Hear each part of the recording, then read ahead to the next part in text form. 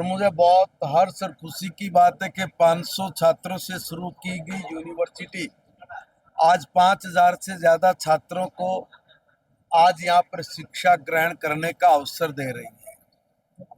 ये भी बात साफ तौर पर आज यहाँ आने के बाद महसूस हुई कि कितने ही ऐसे बच्चे हैं जिनको अभी हम लोग यहाँ पर शिक्षा ग्रहण करने का अवसर नहीं दे पा रहे हैं। उसका कारण साफ है कि जिस प्रकार की कमियां यहाँ पर महसूस हुई है, आइडिया नहीं था शायद कि इतनी तेजी के साथ इतना ये यूनिवर्सिटी ग्रोथ करेगा। और ऐसे हमारे जींद जैसे सिटी में एक यूनिवर्सिटी, ये हम सब लोगों के लिए शान की बात तो है ही है। सबसे अच्छी बात यहाँ पर ये है कि हम शान करने के लायक हों, खुश महसूस करें। हम यहाँ पर अच्छी प्रतिभाओं के साथ अपनी यूनिवर्सिटी को आगे बढ़ा रहे हैं और बहुत गुणवत्तापूर्ण शिक्षा यहाँ पर दी जा रही है। नई एजुकेशन पॉलिसी को लागू करते हुए ऐसे करिकुलम्स बने हैं और इस प्रकार के पाठ्यक्रम तैयार हुए हैं कि जिससे बच्चे रोजगार की तरफ बढ़े। हमने भी, सरकार ने भी निर्णय लिया, आदरणीय प्रधानमंत्री नरेंद्र मोदी जी के नेतृत्व में, आदरणीय नायब सैनी जी के मार्गदर्शन में सब यूनिवर्सिटीज में किसी प्रकार की कोई कमी ना रहे, संसाधनों की कोई कमी ना रहे। उस कमी को दूर करना और अपने छात्रों को, अपने बच्चों को गुणवत्तापूर्ण शिक्षा देना, ये इस सरकार का लक्ष्य है।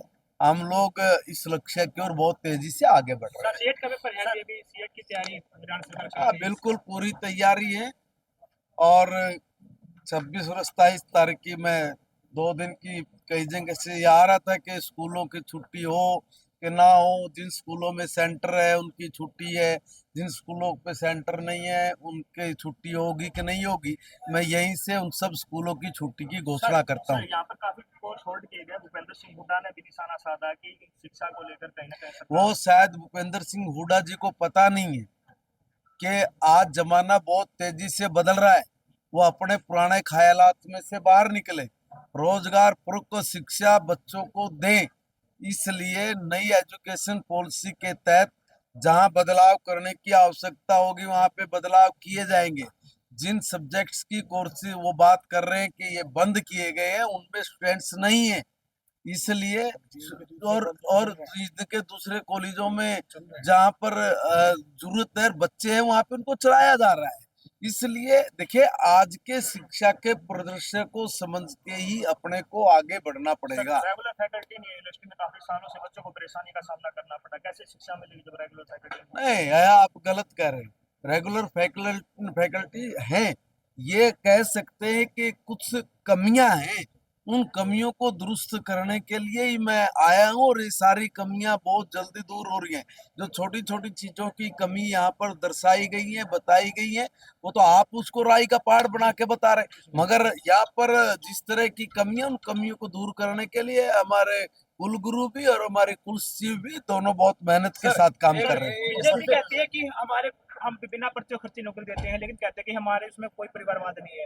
अभी सुभाष बराला के बेटे की बात की जाए तो सुभाष बराला के बेटे ने कड़ी 7 समुद्र पार छोड़ का होगा, वो भी किसी का बेटा है ना। बात ये है, देखिए आप एक बात बताइए, फिर तो एक काम करें, नेताओं के बालक पढ़ना छोड़ दें। है नहीं, आप क्या कह रहे हो कि भाई कोई नेता होना जुर्म हो गया?